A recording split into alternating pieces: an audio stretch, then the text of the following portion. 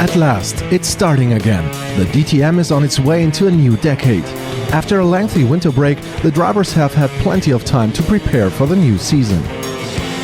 Long winter break. I always like to keep busy. If it was up to me, we'd race all year.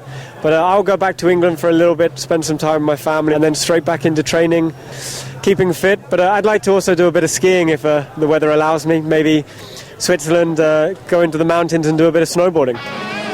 When the last of the snow has disappeared, the teams will be testing out their cars on the track again. Then, at the end of March, the official ITR test will be held in Valencia, Spain. Then in the summer on this track, for the first time in the history of the DTM, wins and championship points will be at stake. As in previous years, the drivers will be starting off the season in Hockenheim. Over 100,000 spectators will be cheering them on. Hockenheim stands for tradition. For most of the drivers, it will be their first ever DTM race. Always a very special experience. It was unbelievable. There were so many spectators, so many journalists. There was just an incredible amount going on. I had prepared myself for people having a lot more interest in the DTM, of course, but I wasn't expecting that much interest. In 2010, champion Timo Scheider wants to achieve something quite unparalleled. After his wins in 2008 and 2009, he's aiming for a championship hat-trick. I think Timo's certainly capable of a hat-trick. The cars are the same and the power has been balanced out. Timo is relaxed. He knows what it takes to defend a championship title.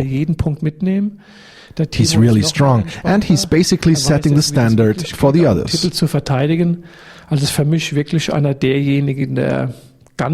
think it's a bit early to be talking about it right now, but one thing's for sure. Next year I'll be giving my all and trying to win as many races as I can. A new feature is the brake in development. In 2010, the cars will be the same ones as in 2009. That promises excitement.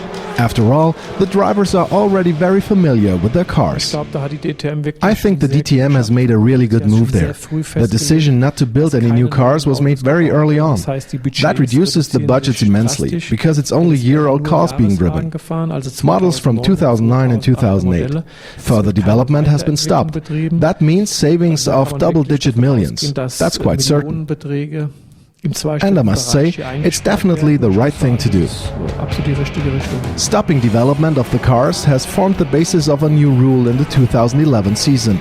A new rule that will enable further car makers to enter vehicles in the DTM. When it comes to the returns being provided by the DTM right now, no car maker can afford to ignore the DTM, especially not in Europe. Of course, BMW immediately springs to mind. Now they've left Formula One, they must have quite a bit of extra money. They'd fit the bill perfectly. In fact, I think there are discussions taking place right now with the top people at the DTM. For everyone, the DTM would be the perfect platform. It's starting again. The DTM is on its way into a new decade. The drivers still have 3 more months to prepare for the new season. And until then, there's a great deal still to be done.